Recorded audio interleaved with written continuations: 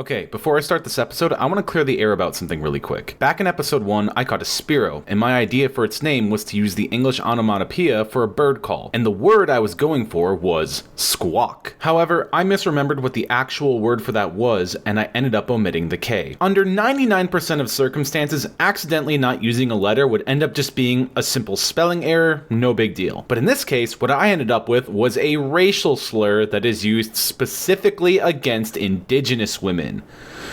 God damn it. Okay, so two things. First off, apologies for that. While this is definitely an unfortunate accident, I'm still gonna own the blame for it. It was a pretty dumb mistake. My bad. Second, we're gonna be retconning Firo's name going forward. This is now Squawk, which was honestly the intended name for it all along anyways. Okay, now that I got all that cleared up, let's get back to the funny videos. Yay!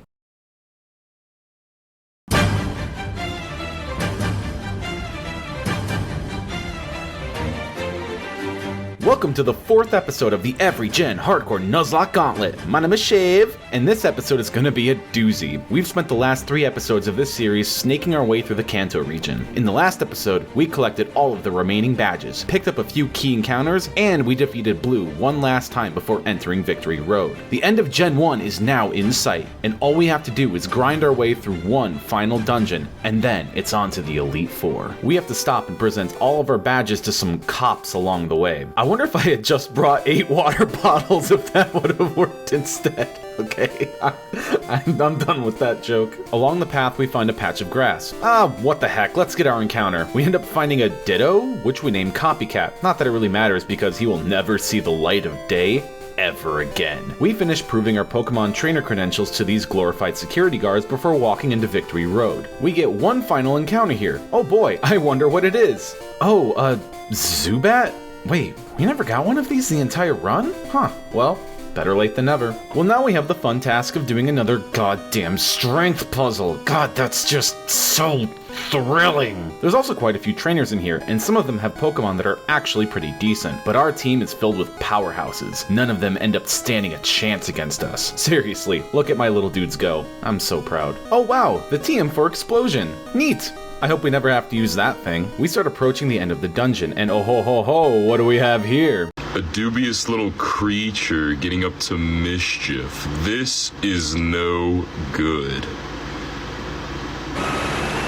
Oh, the beast is demonic in nature. We let him go in peace. No reason to disturb the majestic creature. After a bit more sightseeing, we reach the end of Victory Road, and we are now ready to take on the Elite Four. Well, almost. We have a pretty healthy box of Pokemon, and I'm going to take some time to comb through it and build the best team possible from it. Once we go through the doors to challenge the Elite Four, there's no going back. Whatever Pokemon we bring will need to take us all the way to the end. It's time for a bit of team building. I take a bit to theorycraft, but I decide on a final 6 that I think will be more than enough for us to close out Gen 1. Let's meet the players. First up, we got Lappy the Lapras. Lapras has a great stab combination of water and ice, which is not only great offensive coverage for the Elite Four, but defensive as well. Lapras is also respectably bulky, which means it can be switched in with little to no risk of taking a devastating hit, save for a few matchups, but I don't think we have to worry about much from those. Lappy also has the Psychic TM on it, giving it an extra layer of coverage in case we need it. It's just an all-around solid pick. For me, it was a no-brainer to bring.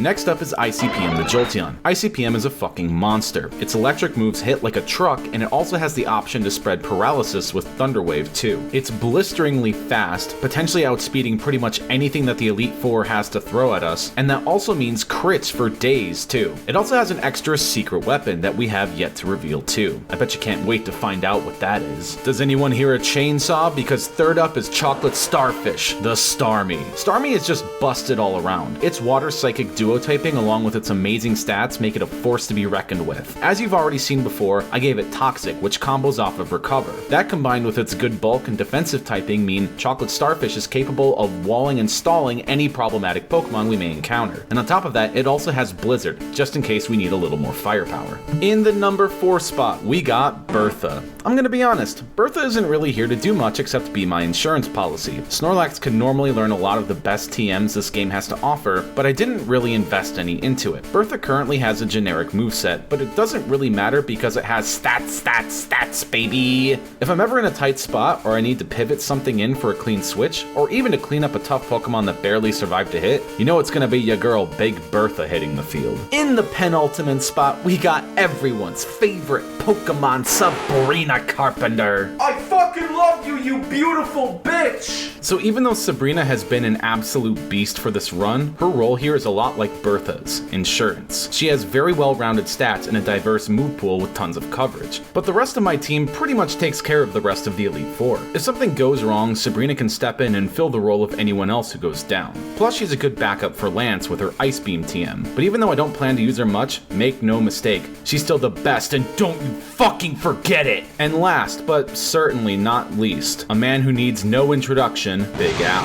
He's got it all. Speed, power, a bit of bulk thanks to his special, and incredibly strong type matchups. No joke, I'm predicting Big Al to sweep like most of the Elite Four just by himself. He's that strong. I'm not sure if it really showed in this series just how strong he is, because at points I kind of babied him, but the reason I babied him was so that at the end here he could let loose and just rain hell on the Elite Four. If everything goes as planned, you'll come to see just how powerful he really is. So that's the team. If you know anything about Gen 1, then you know I have what many would consider to be pretty much an S-tier Elite Four squad. These are the best of the best, and my confidence going into this is through the roof thanks to them. But before we go, I think we should take a moment to thank all of the Pokemon that helped us get to this point. Without them, we wouldn't have this strong of an Elite Four team. Pudge the Pidgey with its sand attacks in the early game. Shroosh the Sandslash with its slash and willingness to toss aside its sense of morality to commit war crimes. Swoos, who bravely gave his own life to allow a safe passage through the treacherous rock tunnel. Brapley, who secured Berthas for us. Shroomish, who served as a last-ditch Misty counter. Squawk, which was definitely its name this entire time,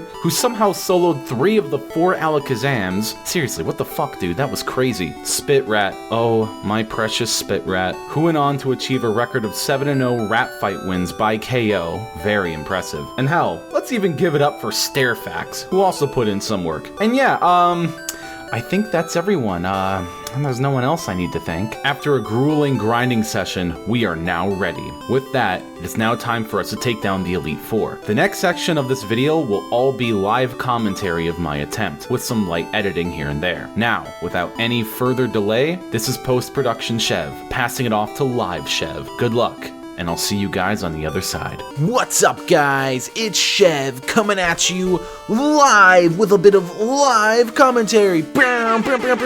Effects. Okay, enough of that. We're just about ready to get into the Elite Four. I've got my team all set and ready to go. I'm gonna just be trying to lay out my thoughts as I play this game under the immense pressure of not wiping and immediately getting set back. I'm pretty confident in my team. I'm sure post-production Chev has already done a team rundown for you guys, so I'm not going to get into it too much. But we are going to be starting our run on the Elite Four here, so oh boy, let's get into it. Once we cross the store, there's no going back. Alright, our first Elite Four member is Lorelei. Lorelei is actually one of probably the tougher Elite Four members. She's like, I've already listed her as a win condition that you have to like be prepared for in this game.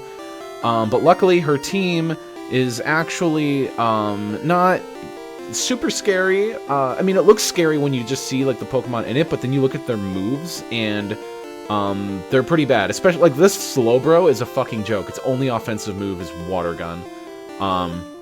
But things get a little bit complicated when we get to the Jinx and the Lapras. Not because, hold on, I gotta check something. Can Aurora Beam freeze? Oh, yeah, it can lower attack. Okay, so Aurora Beam can't freeze. So, because Aurora Beam can't freeze, I'm not as worried about, like, the Dugong and Cloyster. But Jinx and Lapras can freeze. Lapras has a lot of, hacks potential with Body Slam, Confuse Ray, and Body Slam, Confuse Ray, and Blizzard. And Hydro Pump can do a lot of damage. Lapras is definitely, like, the biggest threat that we have to account for. And also, because I'm pretty sure in Gen 1, you can't get rid of Ice in battle without a healing item or being hit by a Fire-type move. So we really, really do not want to get frozen, because if we get frozen, we don't have a way of actually dealing with that. So we're going to lead with ICPM. Basically, the plan for Lorelei is I'm going to lead with ICPM and see if I can get a sweep off with him. But if I can't, I have some options. And I just have to hope I don't get hacks. So let's get this fight started.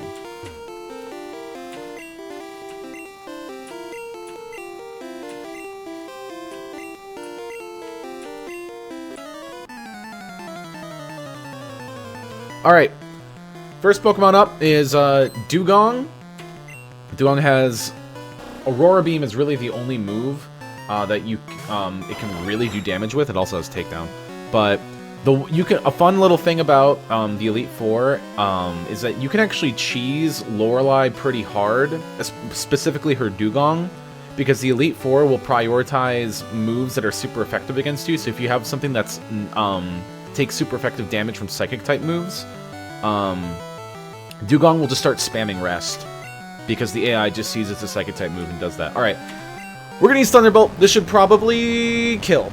And if it doesn't, it's not the end of the world. Okay, we're in a really good position, because next up is going to be Cloyster, and Cloyster should just get it also one-shot here. Cloyster's mostly physically defensive, so it's also her weakest level Pokemon, so that's going to go down pretty quickly. Slowbro, I might not one-shot, but even if I don't one-shot, it's not a big deal. It's not going to be able to do anything. The worst thing it can do to us is hit us with a Water Gun to do a little bit of damage. But I have a feeling, yeah, like I thought, we're just going to one-shot that. Now, the question here is what do we do against Jinx? Because Jinx, I don't know if we can one-shot it. It's got a couple of things here that it could do that are a little scary. It could Ice Punch and freeze. It could Body Slam and paralyze. Ice Punch freeze would be the worst case scenario. Body Slam paralyze would be the second worst scenario. I can probably at least two-shot it. You know what, we're going to go for a two-shot, and we're going to hope that the worst-case scenario, because I think I have enough options for Lapras, that even if... Oh, we got the Paralyze, though! Let's go! Alright, it's going to use Thrash. How much damage is that going to do? Oh, we got Crit. That's fine. We're in awkward kind of position here for Lapras, because I really don't want to get... I don't want to... Lapras is really bulky. Okay, you know, I'm gonna try... I'm gonna play it really, really safe here. I'm gonna go into Chocolate Starfish. Chocolate Starfish should be able to stall this thing out. Don't paralyze me. Ah, fuck. That's exactly what I didn't want to have happen. That Body Slam didn't do a lot of damage, so I gotta hope that I don't get... I'm gonna recover here. Okay. So this is... We just need to get the one Toxic off. We just need to get a Toxic. Oh my god. Oh my god. Stop. Stop doing this. Chocolate, we're in range for crit. Shit. That's funny. Alright, Bertha. This is like exactly what I did not want to have happen. We're gonna hit back with Body Slam. Okay, this Blizzard might do some damage. It did. We're not dead to a crit. I think Hyper Beam kills from this, because that was Body Slam. Almost doing half. Hyper Beam should kill. I don't think a crit from Blizzard's gonna kill. I think Hyper Beam should just... Alright. If it doesn't kill, Bertha might be in trouble. Whew, okay. That was one of the harder fights that we had. And we took it out. It got a little dicey. I really wonder if ICPM would have just one-shot the Lapras. It might have. But I didn't want to chance it because losing ICPM could have actually been pretty bad for later. So I'm going to get everyone healed up while we get ready for the next. Alright, next up we've got Bruno. Bruno is going to be really fucking easy. I'm not going to lie. The plan here is really simple. I'm going to lead with Big Al. Big Al should just one-shot everything.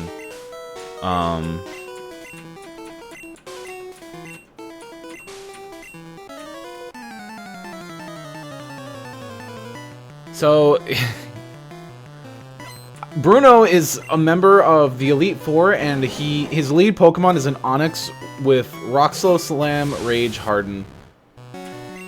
I really don't know what his plan. How did he get this far? Why is he like above Lorelei is what I want to know. Ooh. Anyways, I'm gonna use Psybeams to preserve Psychic PP. I have like Ethers and Elixirs, but I've kind of planned this out to preserve kind of Psychic PP a little bit. Alright, Hitmonchan. Hitmonchan's a little bit bulkier. No, it's not. What am I thinking? I can one-shot it with Psybeam. Big Al could one-shot everything Bruno has with just Psybeam, honestly.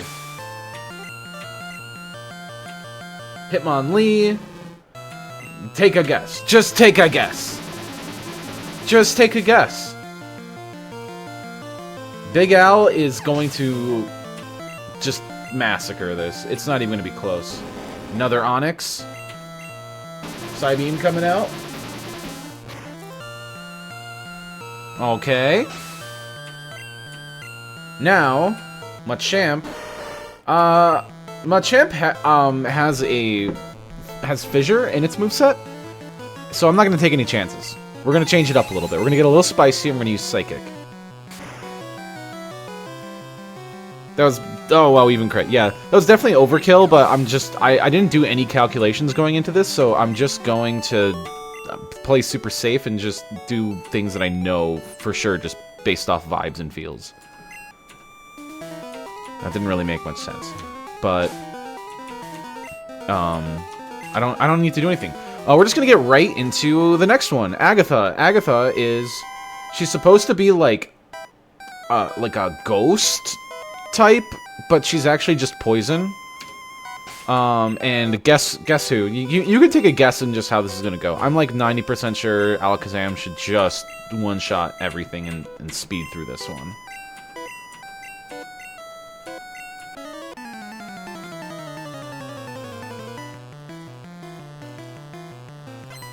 So she's gonna lead with a Gengar. This Gengar is actually the most dangerous thing on her team because it actually has a semi-cohesive moveset of Confuse Ray, Nightshade, Hypnosis, Dream Eater. So really the worst thing that could happen in this fight is if we get like the 1% miss chance. That would fuck us over pretty badly. But I don't think that's gonna happen. Next up we got Golbat. Very unserious Pokemon. Get out of here. Your face disgusts me. Big Al gets to level 60. We're still not even going to be close to the champion's level cap, by the way, by the time we're done with all this. I know my Pokemon are higher level than, like, most of the Elite Four. We're only, like, just at Agatha's level cap now. But we'll be well below Blues. Oh, sorry, I wasn't supposed to say his name. Whoops, spoiler. Alright, funny thing about this Gengar, its moveset is incohesive. It's Confuse Ray, Nightshade, Toxic, and Dream Eater. Why does it have Dream Eater when it doesn't have a sleep move? Fucking beats me. This is her ace, and it can't put anything to sleep, and it has Dream Eater. Big Al, once again, just... This is a humiliation ritual. This was just... You know... This was designed to just make her look like a fucking joke. Okay, so now things are no longer a joke. we're getting into Lance. So Lance has dragon types, which makes things a little trickier, and all of his Pokemon have Hyper Beam. Which is a little spooky. I think my plan is lead ICPM to take out the Gyarados. And then, I'm gonna have to switch. That's the thing that's spooking me. I think the best move is to switch to Bertha to take a Hyper Beam. And then switch to Lappy on the recharge turn, and then Lappy should just kind of sweep from there. Except for Aerodactyl. But we can do the same thing, because Sabrina should be able to take a Hyper Beam. So we actually have a couple options. Plus we have Chocolate to always, to take a hit too. That's the one thing we can play around, is the fact that Hyper Beam, will have a recharge turn. I actually wonder if Chocolate's the better move, because then Chocolate can recover. But then I don't know if Chocolate takes a crit. I don't know how much Hyper Beam's gonna do from a Dragonair. Hold on, what's Dragonair's stats? What's Dragonair's attack? What's Dragonair's attack? Because it's also not stab. 84, so, okay, it's not the worst. It's not the worst attack stat in the world. I think the move is to predict the Hyper Beam, switch to Bertha to take it, then switch into Lappy on the recharge turn, sweep with Lappy, if that's possible. The Aerodactyl is spooky. I might have to switch to Sabrina for that one, but we'll see. Alright. Oh shit.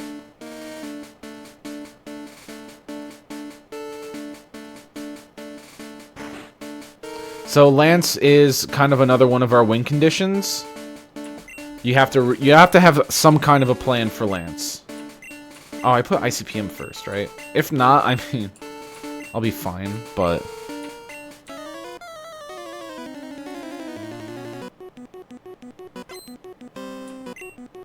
all right, Gyarados out front. This one's an easy one because you can just quad effective Thunderbolt.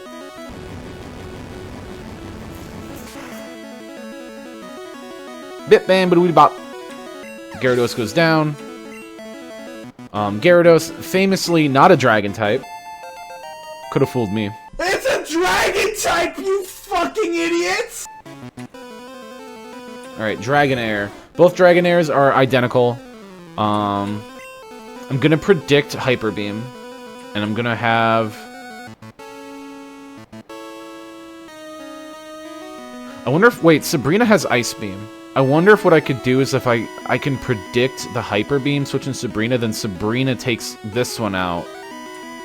Let's just see how this works. Sabrina might be like a good, like... Okay, you're gonna do Agility. Wait a minute! Wait a minute! Remember what I said in the beginning about Lorelai's Dugong getting cheesed? Hold on a minute. Can the same thing happen here?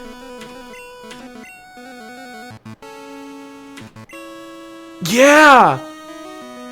Wait! Whoa! I think I just accidentally discovered like a cheese strategy here.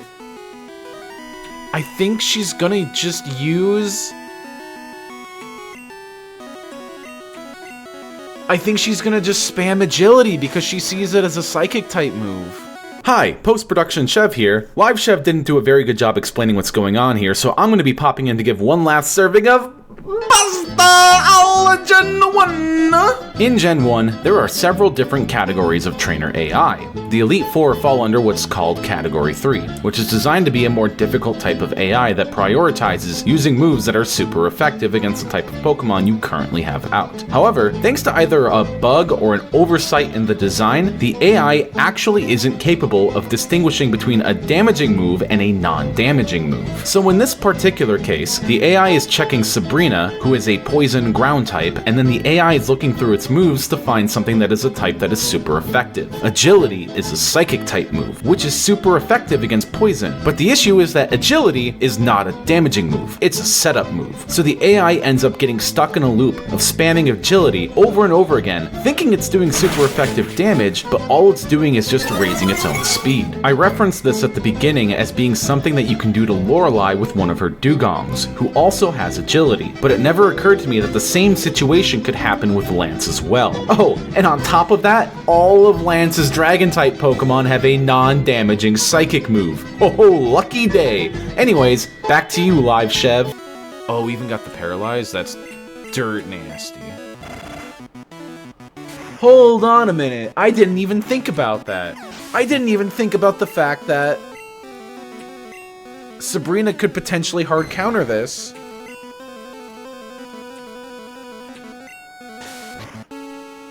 By making... Oh my god, we did it again. Oh, that's so stupid.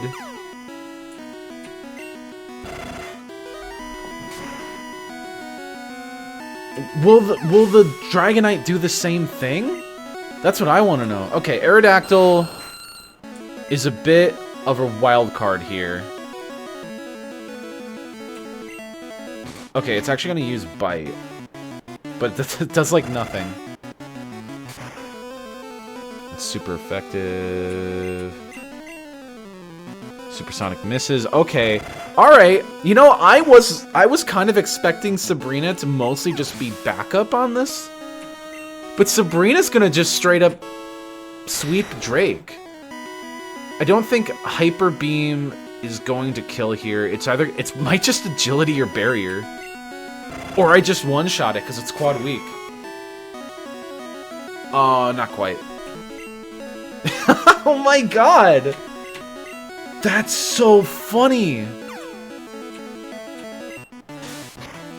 I kind of just accidentally discovered that. I knew about that, but I just never considered it for Lance. Oh, that's so good. That's comedy gold. Or you what? The would be? But who's the other champion? What? What a plot twist! Blue's the champion? Oh my god, that's incredible. Okay, well that fight was a treat. That was something. We're gonna elixir up here. We're actually gonna elixir up Sabrina. We're gonna do ether on Thunderbolt, and then max ether on Psychic. Okay, so we are now at the very, very end. It is now time to talk about the champion. Blue's team is going to be the fully evolved forms of the Pokemon we've already seen. This team... Oh my god, it's so funny looking at it now. There's two... if you can just tell by looking at it, there's only two Pokemon we have to worry about. And they're both pretty... Honestly, they're both pretty scary. Alakazam is, of course, a fucking monster. We've already seen that. And Blastoise is just a big boy. He's huge. Oh my god, like, it's so funny. The Exeggutor actually gets worse, by the way. Just look at that. Like, if we compare and contrast the Execute that we previously fought that actually had status moves, for some reason, Exeggutor lost all of its status moves besides Hypnosis. And what's my plan for Exeggutor? I mean, it can't really do anything. It only has Barrage and Stomp. I could just straight up stall it out with Chocolate. Yeah, wait. Oh, okay. The only other thing to worry about is that Rhydon could use Horn Drill. That could be pretty bad. I don't think it's going to. It has Tail Whip and Leer. What are these moves? Okay. Alright, I think there's really nothing else left to do. I have a plan for Alakazam, and I'm gonna hope it works. I'll see if you, the astute viewer, figured it out. If it doesn't work, I have a backup plan. But if it does work, I don't know. We'll see. I was looking forward to seeing you. Blah blah blah blah blah. We don't really care. You've done nothing. You've done nothing this whole game but talk shit and get hit. I should have brought Spit Rat. I really should have brought Spit Rat to the end here, just to really rub it in. But anyways, alright, final battle time. So he's gonna bring in Pidgeot first. This Pidgeot, should just get one shot by Thunderbolt. This shouldn't be, any kind of issue. Yep, critical hit. Easy peasy, lemon squeezy.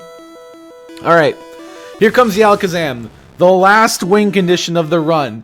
And now, I've been waiting for this. It's time for the big reveal of what ICPM stands for. ICPM stands for the Intercontinental Pin Missile. What is Alakazam's biggest weakness? It's got no physical defense and its HP is low, right? So if you can hit it with a good physical move, it's gonna basically die. What's a type that Psychics are weak to? Bug. Pin Missile is a Bug type move, and Bug type is physical. There's a decent chance if we at least 3-roll on the Pin Missile. We also have to not miss. We can't... I think Pin Missile is only like 85% accurate. This is not a very good plan. So, we need to outspeed, which I'm pretty sure we will. We need to not miss. If Alakazam sets up a Reflect, we might be in a little bit of trouble. But we need to hit at least, well, even if we hit 2, we could still kill with Quick Attack the next turn, or even just anything else. Okay, we're gonna launch the Intercontinental Pin Missile. 1. Oh, that's not that much damage. That's not as much damage. I need like a crit here. Alright, there's 3. Hit 3 times. Okay, set up a Reflect. That did not go as well as I thought. Post-production Chev here. I'm gonna be honest. I don't really know what I was cooking here.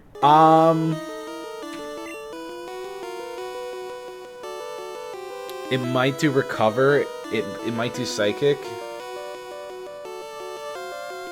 Can a Thunderbolt kill from this range? I'm gonna gamble on Thunderbolt killing here. It might not. There's actually a decent chance it might not. Oh my god, it did. Okay. Whew! Not as clean as we wanted it to be. But we did it. ICPM landed the shot. It didn't do at all what I wanted to. Okay. Rhydon. This is where we switch. There's like one bad thing that could happen here. Rhydon could click Horn Drill and insta-kill. I'm going to go out on a limb and say that's not going to happen.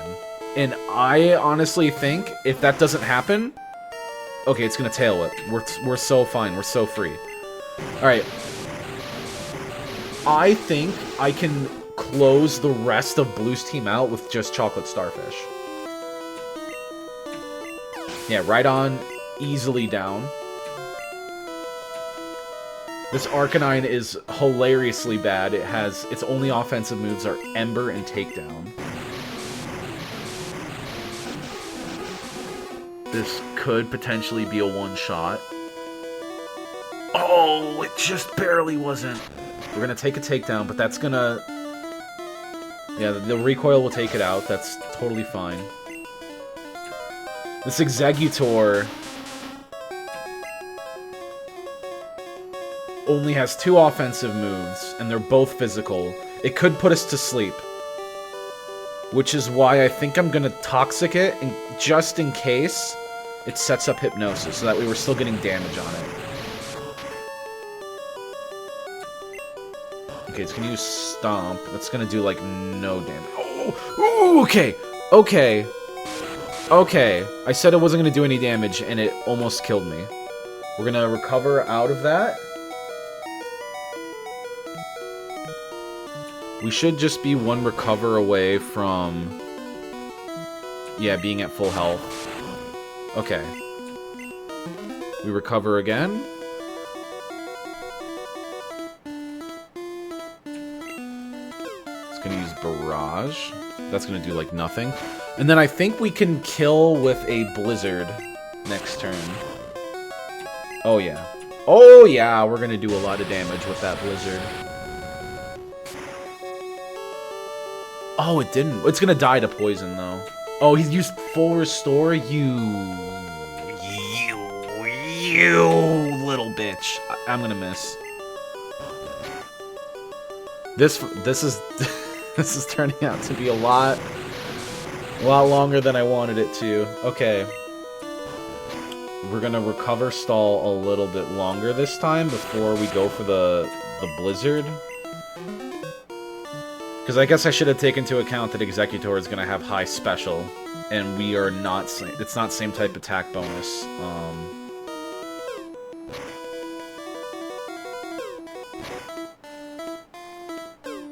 Okay, alright, that's enough.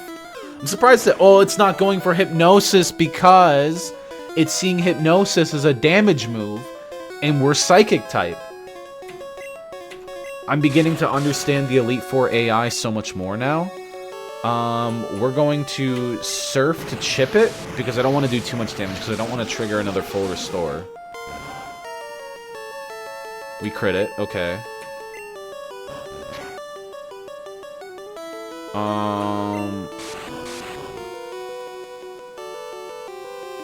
We're in a little bit of an awkward position here. He might full restore next turn. We're gonna recover. No, wait, because he uses healing items on his turn. And he's not faster than us. So we will outspeed and take out the Executor. No matter what, right? Unless if we miss Blizzard. We're not gonna miss Blizzard. No, we're not. See? Because we're so fucking good at this game. We're incredible at it. Okay. Here we go. If we get this Toxic off, we're in a really good position. Okay. Because he's gonna Bite Spam because he's never gonna prioritize moves like Hydro Pump or Blizzard, even though Hydro Pump could actually probably do like a decent chunk of damage. He's gonna be using Bite. If only he had Skull Bash still. Yeah, he got rid of Skull Bash when he leveled up. Oh, that's funny. This is gonna be a very, very boring conclusion.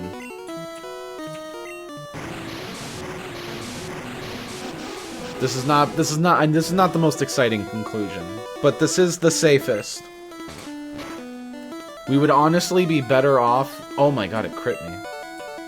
Maybe I shouldn't get too far ahead of myself. These crits actually kind of hurt.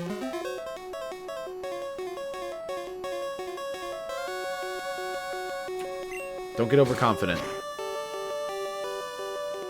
Oh my god, he's gonna do it again. So the next poison will for sure kill if he doesn't full restore. He might full restore. If he doesn't full restore, we're golden. Okay, we win! We did it! Gen 1's done, baby! Oh my goodness gracious. Oh my lord. Oh my damn. Gen 1's done. This game's fucking easy. This game is so goddamn easy. I am like... I know I said that I'm not gunning for title of best Nuzlocker in the world, but like... I don't know, after that performance? After Toxic stalling fucking champion after I had plenty of win conditions left? Wow. I'm so fucking good. Oh, we're gonna get roasted for our goddamn Pokedex count. Oh, we didn't bring Charmander! Oh, that's who I forgot. That's who I forgot to thank.